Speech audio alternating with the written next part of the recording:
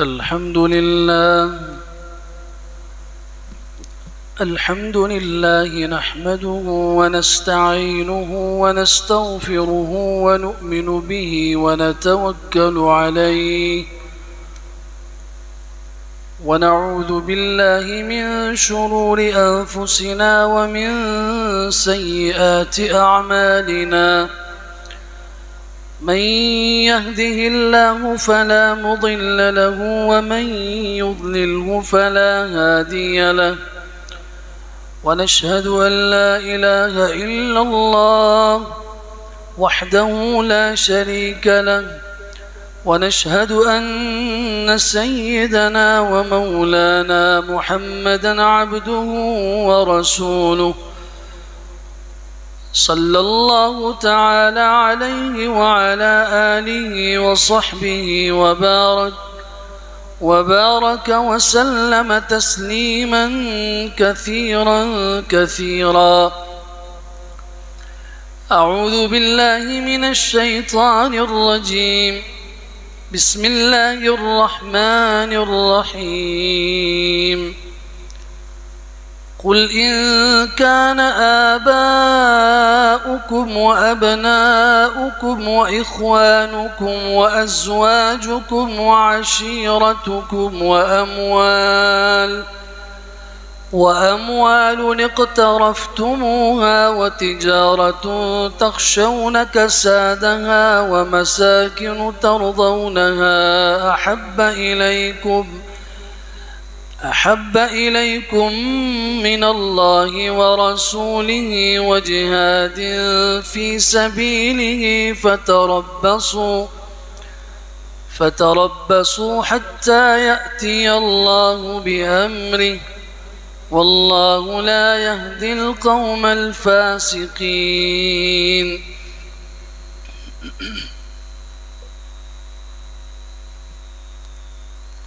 وقال سبحانه عز وجل: ما كان لأهل المدينة ومن حولهم من الأعراب أن يتخلفوا عن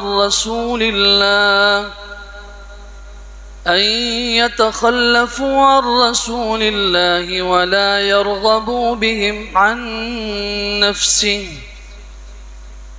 وعن أنس بن مالك رضي الله تعالى عنه قال رسول الله صلى الله عليه وسلم: لا يؤمن أحدكم حتى أكون أحب إليه من ولده ووالده والناس أجمعين.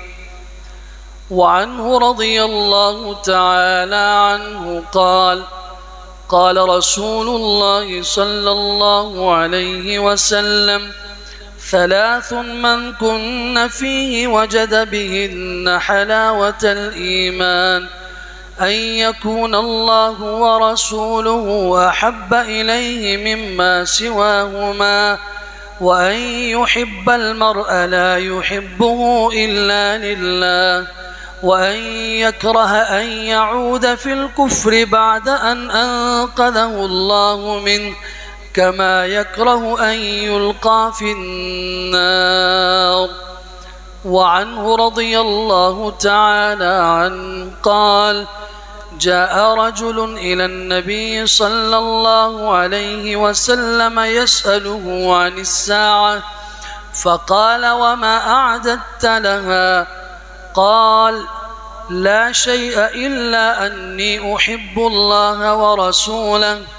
فقال عليه الصلاة والسلام: أنت مع من أحببت، أو كما قال رسول الله صلى الله عليه وسلم: صدق الله وصدق رسوله وصفيه وخليله ونبيه المصطفى صلى الله عليه وسلم، ونحن على ذلك لمن الشاهدين والشاكرين، والحمد لله رب العالمين.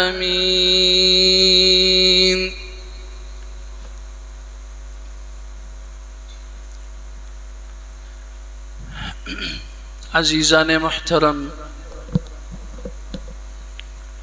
سفر الخیر، سفر المظفر کا مہینہ اختتام کے قریب ہے، اور کچھ دنوں کے بعد ربیع الاول کا مہینہ شروع ہونے والا ہے، جس میں عمومی طور پر رسول اکرم صلی اللہ علیہ وسلم کی سیرت، آپ کی ذات، آپ کی صفات اور آپ کے اخلاق، آپ کے کردار، سیرت کے مختلف گوشوں اور پہلوؤں پہ بات کی جاتی ہے، اور یہ ضروری بھی ہے تاکہ امت کا رشتہ اپنے نبی کے ساتھ مضبوط سے مضبوط تر رہے۔ ان باتوں کے دہرانے کا مقصد بھولا ہوا سبق یاد کروانا ہوتا ہے۔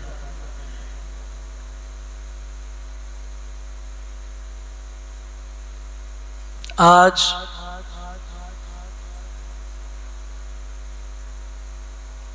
ہم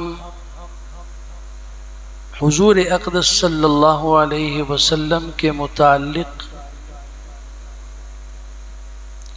اس عنوان سے بات کریں گے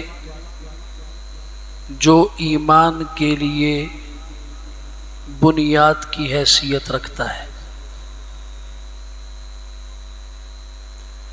اور وہ امام الانبیاء صلی اللہ علیہ وسلم کی محبت ہے۔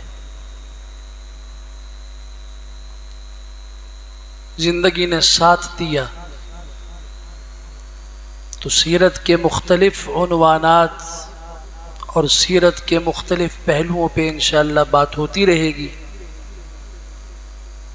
آج سورہ توبہ کی آیت 24 اور سورہ توبہ ہی کی آیت 120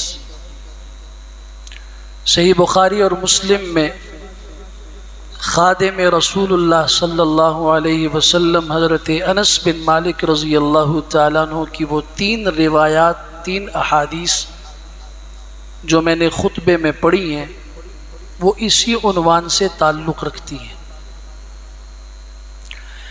اس بات میں دوسری رائے نہیں ہے اور اس بات میں کوئی شک نہیں ہے کہ حضور اقدس صلی اللہ علیہ وسلم کی ذات سے جب تک محبت نہ ہو ایمان نہیں ہو سکتا، اور یہ بات کسی عالم و مفتی مجتہد کی نہیں ہے بلکہ خود رسول اکرم صلی اللہ علیہ وسلم کی ہے۔ حضرت انس بن مالک فرماتے ہیں امام الانبیاء صلی اللہ علیہ وسلم نے فرمایا لا یؤمن احدکم، تم میں سے کوئی شخص مومن نہیں ہو سکتا حتی اکون احب الیہ من ولدہ ووالدہ والناس اجمعین، جب تک اسے میری ذات سے محبت اپنی اولاد سے، اپنے ماں باپ سے اور کائنات کی تمام چیزوں سے اور مخلوق سے بڑھ کے نہ ہو جائے۔ آج ہم کہتے ہیں ہمیں عبادت کی لذت نہیں ملتی، عبادت میں مزہ نہیں آتا، اس کی وجہ یہی ہے کہ ہمارا تعلق اللہ کے ساتھ اور اس کے رسول کے ساتھ کمزور ہے۔ صحیح بخاری اور مسلم کی حدیث کے الفاظ ہیں ثلاث من کن وجد فیہن حلاوت الایمان، 3 صفات جس آدمی میں پائی گئیں اس آدمی کو ایمان کی لذت محسوس ہوگی، اسے ایمان کا مزہ ملے گا۔ ان میں پہلی صفت ان یکون اللہ ورسولہ احب الیہ مما سواہما، اسے اللہ اور اس کے رسول سے محبت ہر چیز سے بڑھ کے ہو۔ دوسری صفت ان یحب المرء لا یحبہ الا للہ، جب وہ کائنات میں کسی سے محبت کرے تو صرف اللہ کی خاطر کرے، اللہ کی رضا کے لیے کرے۔ تیسری صفت اس کی یہ ہے ان یکرہ ان یعود فی الکفر بعد ان انقذہ اللہ منہ کما یکرہ ان یلقى فی النار، جیسے اسے جہنم میں ڈالا جانا پسند نہیں ہے، اسی طریقے سے اسے ایمان لانے کے بعد کفر کی طرف پلٹنا پسند نہ ہو۔ یہ محض ایک جملہ نہیں ہے، یہ ایک حقیقت ہے۔ ایمان لانے کے بعد کفر کی طرف واپس پلٹنا، کیا مطلب؟ ایمان لانے کے بعد ایمان کے تقاضوں کو چھوڑ کے کفریہ تقاضوں کو لینا، ایمان کی چاہتوں کو چھوڑ کے کفریہ چاہتوں کو اختیار کرنا، ایمان کے فیصلوں کو چھوڑ کے کفر کے فیصلوں پہ راضی ہونا، ایمان والی زندگی چھوڑ کے کفر کی زندگی کی طرف پلٹنا، ایمان والی صفات چھوڑ کے کفر کی صفات کو اپنانا، ایمان والے اعمال کو چھوڑ کے کفر کے اعمال کی طرف پلٹنا، یہ ہے ایمان لانے کے بعد ایمان سے کفر کی طرف پلٹنا۔ یہی حضرت انس ہیں، صحیح بخاری میں ان کی حدیث کے الفاظ موجود ہیں کہ ایک شخص حضور کی خدمت میں آیا، آ کے کہنے لگا یا رسول اللہ قیامت کب آئے گی؟ آپ نے فرمایا تم نے کیا تیاری کی ہے؟ وما اعددت لها، ہم قیامت کا پوت پوچھ رہے ہو، تم نے اس کی کیا تیاری کی ہے؟ تو صحابی کے جملے آب زر سے لکھنے کے قابل ہیں، فرمایا لا شیء الا انی احب اللہ ورسولہ، میرے پاس تو کچھ بھی نہیں ہے، بس ایک اللہ کی محبت ہے اور اس کے رسول کی محبت ہے۔ تو رسول اکرم صلی اللہ علیہ وسلم نے کیا فرمایا؟ آپ نے فرمایا انت مع من احببت، تو اسی کے ساتھ ہوگا جس کے ساتھ تم نے محبت کی ہے۔ میں حیران ہوتا ہوں منبر پہ بیٹھے ہوئے ان لوگوں کے لیے جو آج امت میں زہر گھول رہے ہیں، چھوٹی چھوٹی سی باتوں کے اوپر انہیں دائرہ اسلام سے باہر کر رہے ہیں۔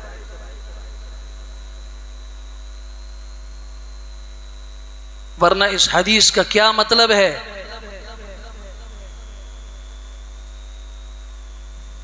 جس فتنوں کے دور سے ہم گزر رہے ہیں، سامنے کچھ کتابیں رکھ کے بندہ بیٹھ گیا، یوٹیوب کے سامنے اس نے ایک کلپ بنا دیا، اور جو اس کے جی میں آ رہا ہے، اس کی سمجھ میں جو آ رہا ہے، نہ اس سے کوئی صاحب علم محفوظ ہے، نہ اس سے ائمہ دین محفوظ ہے، نہ محدثین و مفسرین محفوظ ہیں، نہ صحابہ کرام محفوظ ہیں۔ تم کس دین کی بات کرتے ہو؟ اٹھاؤ یہ بخاری کی حدیث اور یہ کتاب الایمان کی حدیث ہے، اور خادم رسول اللہ جنہوں نے 10 سال تک امام الانبیاء صلی اللہ علیہ وسلم کی خدمت کی، حضرت انس بن مالک کی حدیث ہے، تو صحیح سند کے ساتھ ہے۔ تم نے قیامت کی کیا تیاری کی؟ فرمایا میرے پاس کچھ نہیں، ورنہ مجھے بتائیے کہ صحابی ہوگا اس کے پاس کچھ نہیں ہوگا، اس کی عبادتیں نہیں ہوں گی، اس کا حضور کے ساتھ جہاد نہیں ہوگا، لیکن امت کو تعلیم دینی ہے میرے پاس کچھ نہیں، ایک اللہ کی محبت ہے اور اس کے پیغمبر کی محبت ہے، اور اگر یہی دونوں چیزیں سچی ہوں تو یہ بنیاد ہیں، پھر یہ فتویٰ کسی اور کا نہیں ہے، امام الانبیاء صلی اللہ علیہ وسلم کا ہے انت مع من احببت، تم اسی کے ساتھ ہوگے جس کے ساتھ تم نے محبت کی ہے۔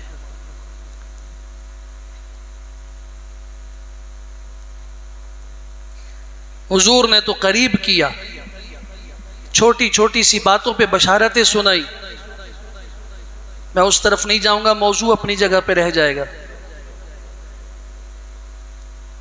لیکن پیچھے کچھ کتابوں کی الماریاں رکھی اور اس کے سامنے کرسی لگا کے بیٹھ گئے اور مفتی بن گئے۔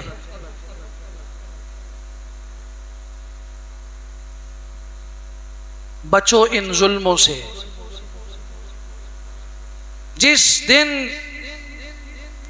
آپ کے دل میں اللہ اور اس کے رسول کی محبت کا صحیح بیج بویا گیا، اس کی علامتیں کیا ہیں میں آگے عرض کرنے والا ہوں، تو خود اپنے بارے میں فیصلہ کر لیجئے۔ اللہ سے ہمیں قوی امید ہے کہ انشاءاللہ اللہ ہمیں امام الانبیاء صلی اللہ علیہ وسلم کے جھنڈے کے نیچے جمع کرے گا، اور اگر یہ نہیں ہے تو پھر کھوکھلے دعووں کے سوا کچھ بھی نہیں ہے۔ حضور سے محبت ایمان ہے، بنیاد ہے۔ بیت اللہ کے پاس حضور موجود ہیں، ابو جہل ہے، عتبہ ہے، شیبہ ہے، مشرکین مکہ موجود ہیں، آپ کا مذاق اڑا رہے ہیں، آپ کے ساتھ ہنس رہے ہیں، جملے کس رہے ہیں، کوئی آنکھوں سے اشارہ کر رہا ہے، کوئی زبان و ہاتھ سے اشارہ کر رہا ہے۔ تو ایک شخصیت کھڑی ہوئی ہے یہاں پر جسے صداقت کی دنیا کا بادشاہ کہا جاتا ہے، سیدنا ابو بکر صدیق رضی اللہ تعالی عنہ۔ اتقتلون رجلا ان یقول ربی اللہ، اس ظالموں تم ایسی شخصیت کو قتل کرنا چاہتے ہو، مارنا چاہتے ہو جس کا جرم صرف یہ ہے کہ وہ کہتا ہے کہ میرا رب اللہ ہے۔ تو امام الانبیاء صلی اللہ علیہ وسلم کو چھوڑ دیا گیا۔ اب حضرت ابو بکر صدیق رضی اللہ تعالیٰ کی طرف متوجہ ہوئے ہیں، اور بیت اللہ کے سائے میں اتنا مارا ہے کہ حضرت بے ہوش ہو گئے۔ اس بے ہوشی کے عالم میں اٹھا کے گھر لے جایا گیا۔ آنکھ جب کھلی ہے، ہوش جب آیا ہے، کبھی سیرت کی کتابیں بھی پڑھ لیا کرو، سیرت ابن ہشام پڑھو، حلیۃ الاولیاء پڑھو، سیرت ابن اسحاق پڑھو، کوئی سیرت کی مستند کتاب اٹھا کے پڑھو۔ ابو بکر صدیق رضی اللہ عنہ کی آنکھ کھلی، افاقہ ہوا، ماں نے پانی ہاتھ میں پیش کیا، ماں کی آنکھوں میں خوشی سے آنسو آ گئے کہ چلو بیٹا ٹھیک ہو گیا، بیٹا یہ پانی پیو۔ تو ابو بکر صدیق رضی اللہ عنہ کی زبان سے جو الفاظ نکلے ہیں وہ ہمیں محبت کا معیار بتا رہے ہیں کہ محبت حضور سے کیسے کی جاتی ہے۔ فرمایا کیسے ہو سکتا ہے کہ میں ایک گھونٹ پانی کا اپنے حلق کے نیچے کر کے اپنے حلق کو تر کروں جب تک مجھے اپنے پیغمبر کا حال نہیں بتایا گیا۔ میرے ساتھ وہ بھی تھے، میں تو انہیں چھڑا رہا تھا جس کی بنیاد پر میرے ساتھ یہ ہوا ہے، ان کا حال بتاؤ، ان کا کیا ہوا۔ بیٹا یہ کھانا کھا لو، مجھے اللہ کی قسم ایک لقمہ نہیں اتاروں گا جب تک مجھے پیغمبر کے پاس نہ لے جایا جائے۔ تو پھر کمزوری کا عالم یہ ہے کہ ماں ہے بوڑھی کمزور، اور ایک دوسری عورت ہے جو ایمان لائی ہوئی ہے اور ایمان چھپائے ہوئے ہے اب تک۔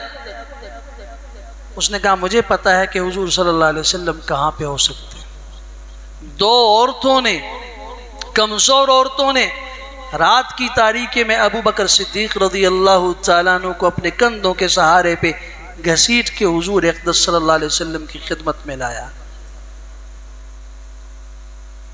جہاں ذات سے محبت کی جاتی ہے، صحابہ کرام نے بتایا کہ محبت یوں کی جاتی ہے۔ میدان احد کو دیکھ لیجئے، ایک عورت ہے، عورت ہند بنت عمر بن حرام، مدینہ منورہ میں اطلاع ملی ہے کہ رسول اکرم صلی اللہ علیہ وسلم شہید ہو گئے۔ ایک صحابی ہیں مصعب بن عمیر رضی اللہ تعالیٰ، وہ حضور کے مشابہ تھے، انہیں شہید کر دیا گیا۔ خبر پھیلی کہ حضور کو شہید کیا گیا۔ یہ عورت دوڑتی ہوئی آئی ہیں، این رسول اللہ، مجھے بتاؤ حضور کہاں ہیں۔ راستے میں ملنے والا پہلا شخص کہتا ہے اے حوصلہ کر، عورت تمہیں بشارت ہو کہ تمہارا باپ اس احد کے میدان میں شہید ہو چکا ہے، تمہارا باپ شہید ہو چکا ہے۔ کہا نہیں، مجھے حضور کے بارے میں بتاؤ، رسول اللہ کا کیا حال ہے۔ دوسری خبر ملتی ہے تمہارا بیٹا شہید ہو چکا ہے۔ کہا نہیں، مجھے بتاؤ حضور کا کیا حال ہے۔ تیسرا خبر دینے والا کہتا ہے کہ تمہارا خاوند شہید ہو چکا ہے۔ کہا نہیں حضور کا بتاؤ۔ چوتھی خبر کانوں سے جو ٹکرا کے دل تک پہنچتی ہے، تمہارا بھائی شہید ہو چکا ہے۔ کائنات کے قریب ترین رشتے 4 ہوتے ہیں، بھائی کا، شوہر کا، باپ اور بیٹے کا۔ ایک ایک کر کے اطلاع ملی، باپ شہید ہوا، بیٹا شہید ہوا، شوہر شہید ہوا، بھائی شہید ہو چکا۔ کہا نہیں حضور کا بتاؤ، حضور کا کیا حال ہے۔ جب بتایا گیا کہ حضور اقدس صلی اللہ علیہ وسلم فلاں جگہ پہ ہیں، دیکھا حضور کو، آپ حیات ہیں، زخموں میں ہیں، صحابہ کے بیچ میں، او الحمدللہ کہتی ہے کل مصیبت بعدک جلل، آپ کو دیکھنے کے بعد بڑی سے بڑی مصیبت بھی معمولی ہو گئی، بڑے سے بڑا حادثہ بھی ختم ہو گیا۔ جب محبت حضور سے کی جائے تو ماں باپ سے بڑھ کے کی جاتی ہے۔ یہ صحابہ نے بتایا، وہ مرد ہو تو تب بھی، وہ صحابیہ عورت ہو تو تب بھی، وہ ایک چھوٹا سا بچہ ہو تو تب بھی۔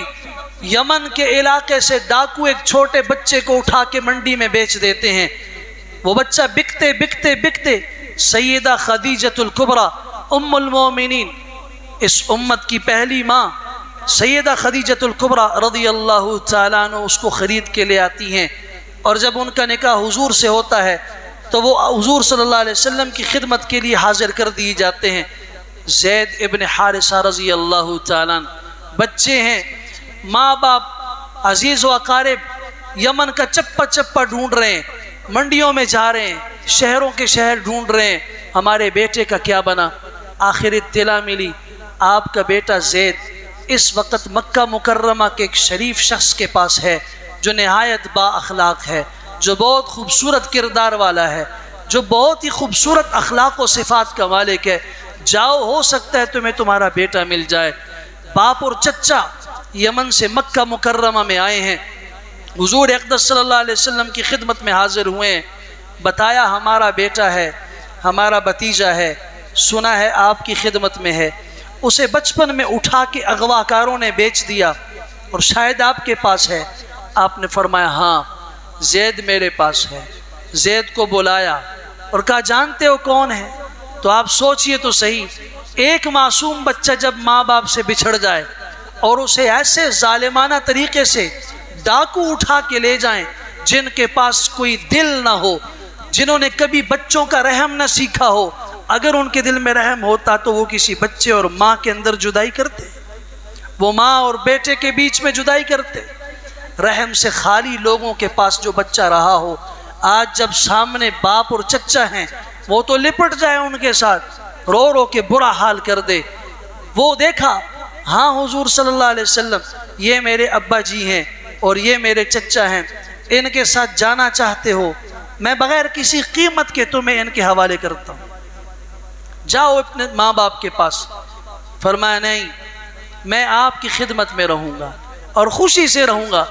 اپنے باپ سے بھی کہا، چچا سے بھی کہا، جا کے ماں سے بھی کہہ دو آپ کے ہاں مجھے اتنی محبت اور شفقت نہیں مل سکتی جو مودت اور مہربانی مجھے یہاں رسول اللہ کی خدمت میں مل رہی ہے، میں یہیں رہوں گا، خوشی سے رہوں گا۔ سبحان اللہ، محبت ہے تو باپ اور چچا کو واپس کر دیا، ماں کے پاس نہیں گئے، ساری زندگی حضور اقدس صلی اللہ علیہ وسلم کی خدمت میں رہے۔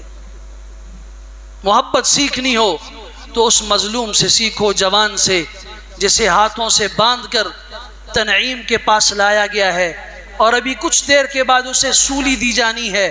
خبیب ابن عدی رضی اللہ تعالیٰ سولی پہ لٹکایا، کوئی نیزہ چبو رہا ہے، کوئی تلوار کی نوک سے مار رہا ہے، کوئی گالی دے رہا ہے، اور ابھی ان قریب پتہ چلے گا مکہ اور اطراف کے سارے لوگ جمع ہیں، عورتیں اور بچے جمع ہیں، آؤ محمد الرسول اللہ کے ان صحابی کو دیکھو جس نے بدر میں تمہارے فلاں کو شہید کیا، جو ان کے پاس رہا، جو بدر کے میدان میں تمہارے عزیز و اقارب کے کٹنے کا ذمہ دار ہے، آؤ اس کا تماشا دیکھو ہم اس کے ساتھ کیا کریں گے۔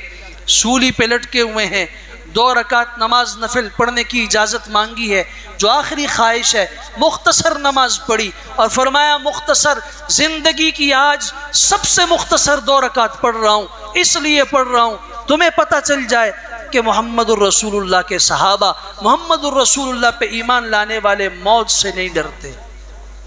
ایمان کی حالت میں موت آ جائے کوئی پرواہ نہیں ہے. فلست ابالی حین اقتل مسلما على أي شق كان في الله مصرعي وذلك في ذات الإله وإن يشاء يبارك في أوصال شلب الممزعي. کوئی پرواہ نہیں. اسلام پہ موت آ رہی ہے، اس سے بڑی سعادت کیا ہو سکتی ہے؟ ہو سکتا ہے کہ میرے ان کٹے ہوئے اعضاء میں اللہ برکت پیدا کر دے. ایک جملہ کانوں سے ٹکرایا، ایک آواز گونجی مجمع کے بیچ سے، هل تحب ان يكون محمد مكانك؟ خبیب، ایک بات اگر تم چاہو تو تمہاری جان چھوٹ سکتی ہے. کیا تم پسند کرتے ہو کہ آج تیری جگہ محمد صلی اللہ علیہ وسلم ہو؟ فرمایا اللہ کی قسم پاؤں میں کانٹا چبھنا ان کے برداشت نہیں ہے. تم کہتے ہو سولی پہ ہوں، ہماری جان چلی جائے، اس کے مقابلے میں ہمیں اپنے پیغمبر اور اپنے نبی کے پاؤں میں چبھتا ہوا کانٹا زیادہ درد اور زیادہ شدت دیتا ہے. یہ ہے محبت. صحابہ نے محبت کر کے دکھائی. کوئی غلام ہے تو اس نے محبت کر کے دکھائی. حضرت بلال سے پوچھو، آزاد نہیں ہے، غلام ہے. غلام کی اپنی مرضی نہیں ہوتی. غلام اپنی مرضی سے پانی نہیں پی سکتا، غلام اپنی مرضی سے کما نہیں سکتا، غلام اپنی مرضی سے کھانا نہیں کھا سکتا، غلام اپنی مرضی سے شادی نہیں کر سکتا، لیکن اپنی مرضی سے کلمہ پڑھ سکتا ہے. دنیا کا اصول بدل دیا کہ میں اپنے آقا کی مرضی کے بغیر کھانا تو نہیں کھاؤں گا، پانی تو نہیں پیوں گا، بازار میں تو نہیں جاؤں گا، لیکن کلمہ پڑھوں گا لا الہ الا اللہ محمد الرسول اللہ. اور اس کے پڑھنے سے مجھے دنیا کی کوئی طاقت، آقا کا زور، اس کا دبدبہ، اس کی ملکیت مجھے روک نہیں سکتی. پوچھو غلاموں سے. حضور اقدس صلی اللہ علیہ وسلم سے محبت کی، اور تو اور اس منافق کے بیٹے سے پوچھو، رئیس المنافقین عبداللہ ابن ابی، مدینہ منورہ میں مسلمانوں کے خلاف سب سے زیادہ سازشیں کرنے والا، جس کے تذکرے میں پوری سورۃ المنافقون نازل ہوئی ہے. سورۃ الانفال، سورہ توبہ، سورہ بقرہ، قرآن مجید بھرا پڑا ہے. کیسے کیسے سازشیں کی. غزوہ بنو المصطلق کے موقع پر، پانی پینے کے موقع پہ مہاجرین اور انصار کے بیچ میں چھوٹی سی بات ہو گئی. اس نے فوراً حالات سے فائدہ اٹھا کے کہا، ان مہاجروں کو سر پہ تم مدینہ والوں نے چڑھایا ہے، انہیں تو اپنوں نے نکال دیا تھا، یہ تو مکہ کے تھے، اپنوں نے انہیں وہاں سے نکالا. تم نے مدینہ میں باغ دیے ان کو، تم نے انہیں زمینیں دی، تم نے انہیں اپنا بھائی بنایا، تم نے آ کے ان کو جگہ دی، بسایا. آج یہ تمہارے سروں پہ چڑھ گئے. اب بھی کہتا ہوں لَإِن رَجَعْنَا إِلَى الْمَدِينَةِ لَيُخْرِجَنَّ الْأَعَزُّ مِنْهَا الْأَذَلَّ. اٹھاؤ سورۃ المنافقون 28ویں پارے کی آیت 8. اگر ہم واپس مدینہ پلٹے تو ہم معزز لوگ ان ذلیلوں کو نکال دیں گے. کون معزز؟ منافق اپنے آپ کو معزز کہہ رہا ہے، محمد الرسول اللہ کو اور آپ کے صحابہ کو ذلیل کہہ رہا ہے. تو یہ بات جب سنی ہے تو مستدرک حاکم اٹھا کے پڑھو، مصنف عبد الرزاق اٹھا کے پڑھو، معجم کبیر امام طبرانی کی پڑھو، الاصابہ فی تمیز الصحابہ ابن حجر عسقلانی کی پڑھو، مجمع الزوائد علامہ حیثمی کی پڑھو. حدیث اور سیرت کی مستند کتابیں موجود ہیں. بیٹا جو مخلص مومن تھا حضور کی خدمت میں حاضر ہوا، یا رسول اللہ اذن لی ان اقتل ابی، مجھے اجازت دیجئے کہ میں اپنی تلوار سے اپنے باپ کا سر قلم کر دوں. اس نے آپ کو اور آپ کے صحابہ کو ذلیل کہا ہے اور اپنے آپ کو معزز کہا ہے. اجازت دیجئے. محبت جب ہوتی ہے تو یوں ہوتی ہے، باپ کا رشتہ بعد میں ہے، محمد الرسول اللہ کا ایمان والے رشتہ سب سے پہلے ہے. میں ایمان والوں سے کہا کرتا ہوں آپس کے رشتے کو سمجھو. سب سے مقدم کائنات کا رشتہ اگر کوئی ہے تو وہ لا الہ الا اللہ محمد الرسول اللہ کی بنیاد کا رشتہ ہے. وہ امریکہ کا مسلمان ہے ہمارا بھائی ہے، وہ مشرق کا ہے ہمارا بھائی ہے، وہ مغرب کی عورت ہے کلمہ پڑھنے والی ہماری بہن ہے، وہ غلام ہے، سیاہ فام ہے، افریقہ کا رہنے والا ہے، کلمہ پڑھنے والا ہے. مجھے اللہ کی قسم کائنات کے بڑے بڑے بادشاہوں کے مقابلے میں اللہ کے ہاں اس کا مقام اتنا بلند ہے کہ آسمان زمین کے مقابلے میں اتنی بلندی نہیں رکھتا.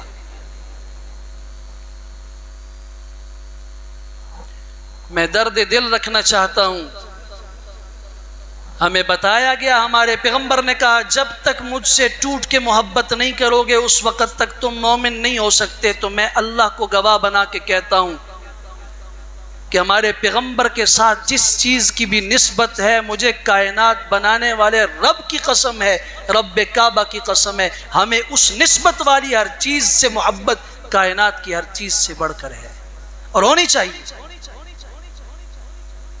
مجھے اللہ کی عزت کی قسم، ہم شہر مکہ سے محبت کیوں کرتے ہیں؟ اس لیے کہ وہاں ہمارے پیغمبر پیدا ہوئے. ہمیں مکہ سے محبت کیوں ہے؟ وہاں اللہ کا گھر ہے، وہ ہمارے پیغمبر کا مولد ہے، ہمارے پیغمبر کا مسکن ہے. ہمیں مدینہ سے محبت کیوں ہے؟ ہمارے پیغمبر نے 10 سال وہاں گزارے ہیں، ہمارے پیغمبر نے اس کو اپنا شہر کہا ہے. ہمارے پیغمبر کے الفاظ ہیں جس نے مدینہ سے محبت کی کل قیامت میں اس کی شفاعت مجھ پہ واجب ہے. جس نے مدینہ میں مرنے کی تمنا کی، میں محمد عربی صلی اللہ علیہ وسلم اللہ کی عدالت میں اس کے حق میں گواہی دوں گا، اس کی سفارش کروں گا.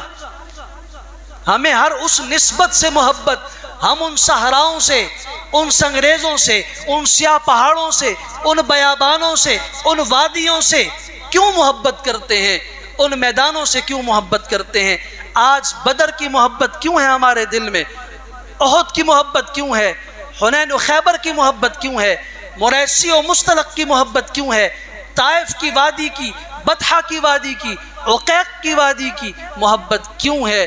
اس لیے کہ یہاں ہمارے امام الانبیاء صلی اللہ علیہ وسلم گئے ہیں، یہاں حضور کا پسینہ گرا ہے، یہاں حضور کے قدم لگے ہیں، یہاں حضور نے جہاد کیا ہے، یہاں حضور نے آرام کیا. اللہ کی قسم ہمیں تو ان درختوں سے بھی محبت ہے جن درختوں کے سائے میں ہمارے پیغمبر نے بیٹھ کے آرام فرمایا تھا.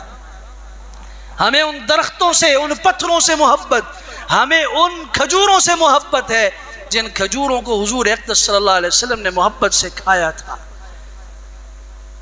مجھے کوئی کہے کائنات کی یہ والی کھجور اس سے زیادہ بہتر ہے، میں کہوں گا نہیں، حضور نے اس کھجور کو بہتر کہا ہے.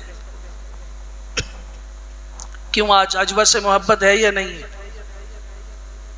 کیوں محبت ہے؟ اور عجوہ میں بھی وہ عجوہ جو عوالی کی وہ عجوہ ہو. کیوں محبت ہے؟ اس لیے کہ امام الانبیاء صلی اللہ علیہ وسلم نے اسے بیماریوں کا علاج فرمایا ہے، حضور نے اس کے ساتھ محبت کی ہے. ہمیں ان کنووں سے محبت ہے جن کنووں کے پانی کو حضور پیا کرتے تھے، جن کے ساتھ آپ نے محبت کا معاملہ فرمایا کہ مجھے فلاں بیر عریس کا کنواں پسند ہے، اس کا پانی مجھے پسند ہے. صحابہ کے وہ باغ، سلمان فارسی کا وہ باغ، کلثوم ابن حدم کا وہ باغ قباء میں جہاں رسول اکرم صلی اللہ علیہ وسلم آرام فرمایا کرتے تھے، کبھی دل تنگ ہوتا تھا ان باغوں کی طرف نکل جایا کرتے تھے، وہاں آرام فرماتے تھے، وہاں پانی پیتے تھے. ہمیں آج ان سے محبت ہے، ان در و دیوار سے محبت ہے، ان گلیوں اور راستوں سے محبت ہے. تو پھر میں یہاں ایک اور بات عرض کرنا چاہتا ہوں. جب ہمیں ان بے جان چیزوں سے محبت ہے، کیوں؟ اس لیے کہ ان کی نسبت امام الانبیاء صلی اللہ علیہ وسلم کے ساتھ ہے. تو پھر ہمیں ان شخصیات سے محبت کیوں نہیں ہوگی جن کو حضور سے محبت تھی اور جن کے ساتھ حضور کو محبت تھی؟ وہ اہل بیت ہوں تب بھی. یہ کیسے ہو سکتا ہے کہ پتھر سے تو ہمیں محبت ہو اور درخت سے تو محبت ہو کہ اس درخت کے سائے میں حضور بیٹھے تھے؟ تو یہ کیسے ہو سکتا ہے ہمیں امہات مومنین سے محبت نہ ہو جو پیغمبر کی ازواج ہیں؟ یہ کیسے ہو سکتا ہے کہ حضور کی بیٹیوں سے ہمیں محبت نہ ہو، فاطمہ سے محبت نہ ہو جس کو حضور نے اپنے جگر کا ٹکڑا کہا ہو؟ یہ کیسے ہو سکتا ہے ہمیں حضور کے دامادوں سے محبت نہ ہو؟ یہ کیسے ہو سکتا ہے؟ ممکن ہے جو حضور کے خاندان والے ہوں، جو حضور کے صحابہ ہوں، ہمیں ان سے محبت نہ ہو، جھوٹ ہے۔ اور جو کہتا ہے کہ یہ نہیں، جھوٹ بولتا ہے۔ مجھے اللہ کی قسم اہل سنت والجماعت کا متفقہ عقیدہ ہے، اور میں ایک ادنا خادم ہوں اہل سنت والجماعت کا، ادنا خادم ہوں۔ جب میں یہ کہہ رہا ہوں تو ہمارے اکابر کے کیا جذبات ہوں گے، میں دل کھول کے سامنے رکھ نہیں سکتا۔ تو یہاں نوجوانوں سے اور اپنے مسلمان بھائیوں سے ایک درد مندانہ اپیل بھی کروں گا، جب ہمیں حضور کی تلواروں سے محبت ہے، حضور کی ان سواریوں سے محبت ہے جن پہ حضور نے سواری کی ہو، اور ہمیں ان جانوروں سے محبت ہے جن جانوروں کا دودھ حضور نے پیا ہو، جب یہ محبت ان چیزوں سے ہے حضور کی نسبت سے، تو پھر اس دین سے محبت ہمیں کیوں نہیں ہے؟ ہمیں اس تجارت سے محبت کیوں نہیں ہے جو تجارت حضور نے خود فرمائی ہے؟ ہمیں زندگی کا وہ لائف سٹائل، زندگی گزارنے کا طریقہ وہ کیوں نہیں پسند جو امام الانبیاء صلی اللہ علیہ وسلم کا پسند تھا؟ ہمیں وہ لباس آج کیوں پسند نہیں ہے جو لباس حضور کو پسند تھا؟ ہمیں وہ شکل و صورت کیوں پسند نہیں ہے جو حضور کو پسند تھی؟ وہ عمامہ جو حضور کو پسند تھا آج ہم اس کا مذاق کیوں اڑاتے ہیں؟ وہ داڑھی مبارک جو امام الانبیاء سمیت 1,24,000 کم و بیش انبیاء کی پیغمبروں کی سنت تھی، آج ہم اس کا مذاق کیوں اڑاتے ہیں؟ یہ دھوکہ اور جھوٹ ہے یا نہیں کہ پتھر سے تو محبت ہے، ریت سے تو محبت ہے، پہاڑ سے تو محبت ہے، درخت سے تو محبت ہے، پانی سے تو محبت ہے، لیکن حضور نے جس دین کے لیے تکلیفیں برداشت کی، احد میں دندان شہید کیے، سر مبارک زخمی کروایا، 3 سال تک شعب ابی طالب میں بائیکاٹ کا شکار رہے، وادی کے دونوں سروں پہ لوگ کھڑے ہیں مشرکین، نہ آنے دیتے ہیں کسی کو، نہ وہاں سے نکلنے دیتے ہیں، نکاحوں پہ پابندی، رشتوں پہ پابندی، کھانا لے جانے پہ پابندی، پانی لے جانے پہ پابندی۔ 3 سال تک مسلمانوں کے بچے بلک بلک کے روتے رہے، اور ان کا کھانا کیا تھا؟ مرداروں کے چمڑے، مرے ہوئے جانوروں کی ہڈیاں، انہیں پانی میں بھگو کے اس کو حلق سے نیچے یوں نچوڑ کے اتارا کرتے تھے۔ یہ دین کی خاطر جب ہوا، آج اس دین سے ہمیں محبت کیوں نہیں ہے؟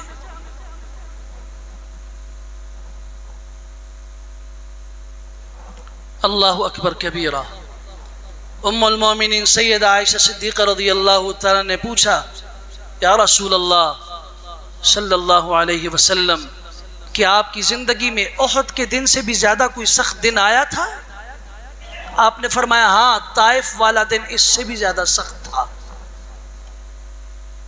جب میں مکہ مکرمہ کے اوباشوں سے تنگ آ کر یہاں میری بات سننے والا جب کوئی نہیں تھا، تو میں زید بن حارثہ کو لے کر جب گیا، وہاں کنانہ بن عبد یالیل کے 3 بیٹوں سے ملا، اور تینوں نے مجھے اچھا جواب نہیں دیا، اور طائف والوں نے مکہ والوں سے زیادہ بے وقوفی کا مظاہرہ کیا۔ یہ الگ بات ہے کہ بات بھی نہیں سنی۔ کسی نے کہا کہ مکہ اور طائف کی ان 2 عظیم وادیوں اور شہروں میں اللہ کو آپ سے بڑھ کے کوئی نہیں نظر آیا تھا، اسے نبی بنا دیتا۔ کسی نے کہا میرے پاس سے ہٹ جاؤ، اگر تم سچے ہوئے تو مجھ پہ عذاب آئے گا، اور اگر تم جھوٹے ہوئے تو میں جھوٹے کے منہ نہیں لگنا چاہتا۔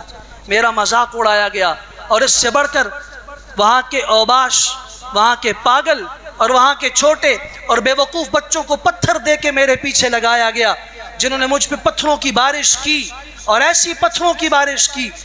اللہ اکبر، وہ جو دعا کے کلمات ہیں نا، دل کو چیر کے رکھ دیتے ہیں۔ اللہم الیک اشکو ضعف قوتی وقلت حیلتی وہوانی علی الناس یا ارحم الراحمین۔ اے اللہ، میں کس سے شکایت کروں؟ قرن الثعالب کے موقع پہ پہنچا، وہاں میں نے تھوڑا سا جب مجھے افاقہ ہوا، ہوش آیا، آسمان کی طرف دیکھ کے میں نے اللہ سے دعا کی، اللہم الیک اشکو ضعف قوتی، اللہ اپنی کمزوری کی شکایت تجھ ہی سے کرتا ہوں، وقلت حیلتی، آج کوئی حیلہ میرے پاس نہیں ہے، میں شکایت آپ ہی سے کرتا ہوں، وہوانی علی الناس، لوگوں نے مجھے بہت کمزور سمجھ لیا ہے، اور یہاں کوئی ساتھ دینے والا نہیں ہے، اللہ شکایت آپ سے کرتا ہوں۔ اللہم یا ارحم الراحمین، اللہ تو سب سے بڑھ کے رحم کرنے والا ہے، انت رب العالمین، تو رب العالمین ہے، اللہ تو نے مجھے کس کے سپرد کر دیا؟ الی من تکلنی، یہ حضور کے الفاظ ہیں، کس کے حوالے کر دیا آپ نے مجھے؟ آپ نے مجھے ان دوروں کے حوالے کر دیا جن سے میری کوئی قرابت اور رشتہ داری نہیں ہے، یا ایسے قریبوں کے حوالے کر دیا جو مجھ پہ مسلط کر دیے۔ لیکن اے اللہ، اگر اس حال میں بھی آپ راضی ہیں، آپ ناراض نہیں ہیں، تو مجھے کوئی پریشانی نہیں ہے۔ لیکن عافیتک اوسع، لیکن اللہ اگر آپ عافیت کا معاملہ کر دیں تو زیادہ وسعت ہے اس میں۔ یہ دین کی خاطر ہوا، اس دین سے محبت مسلمان کو آج کیوں نہیں ہے؟ کیا یہ کسی صاحب علم کا منصب ہے؟ صرف عالم کی ذمہ داری ہے، صرف مدرسے کے طالب علم کی ذمہ داری ہے کہ وہ سنت کا پابند ہوگا، اور عام مسلمان مجمع کسی بھی وقت ان میں سے کوئی بھی کہہ سکتا ہے سنت ہی تو ہے، فرض تو نہیں؟ میں سنت کا مقام اپنے موقع پہ بیان کروں گا کہ جس سنت کو آج ہم کچھ نہیں سمجھتے وہ سنت ہے کیا؟ دین کی عزت میں نہیں کروں گا، مسلمان نہیں کرے گا، آپ نہیں کریں گے، آپ کا بچہ نہیں کرے گا، تو کون کرے گا؟ یہودی کرے گا؟ کوئی غیر مسلم اٹھ کے وہ آپ کے پیغمبر کی عزت کرے گا، آپ کے پیغمبر کے دین کو معزز سمجھے گا؟ آج اگر ہمارے پاس کوئی عزت ہے، اگر دنیا سے پوچھو تو دنیا میں تو آج ہم 3rd کلاس کے لوگ شمار ہوتے ہیں، تیسری دنیا کے لوگ ہیں، پہلی دنیا کے نہیں، دوسری کے نہیں، تیسری دنیا کے لوگ ہیں ہم۔ ایک اللہ کی نظر رہ گئی کہ اللہ کی نظر میں ہمارا مقام کیا ہے، وہ خود فیصلہ کر لیجیے کہ اللہ کے ہاں میرا مقام، میری حیثیت کیا ہے؟ وہ ہے تو صرف دین کی بنیاد پر ہے۔ جس کا جتنا دین کے ساتھ تعلق ہے، وہ اگر کوئی رشتہ نہیں رکھتا، اس کے پاس کچھ بھی نہیں ہے، غلام بیٹا غلام کا ہے، اس کی ماں بھی باندھی تھی، نسل در نسل غلام رہا ہو، لیکن اگر اس کا تعلق دین کے ساتھ ہے تو قرآن کا فیصلہ ہے ان اکرمکم عند اللہ اتقاکم، جس میں تقوی سب سے زیادہ، جس میں دین سب سے زیادہ، اللہ کی خشیت، اللہ کا خوف سب سے بڑھ کر ہے، اللہ کے ہاں معزز بھی سب سے بڑھ کر وہ ہے۔ اللہ ہمیں عزت نصیب فرمائے، اللہ عزت کے راستے پہ چلنے والا بنائے، اللہ ہمیں معزز بنائے، مخلوق کی نظر میں بھی، اپنی نظر میں بھی، اور اللہ اپنی نظروں سے ہمیں نہ گرائے، اللہ اپنی نظروں سے ہمیں نہ گرائے۔ وآخر دعوانا الحمد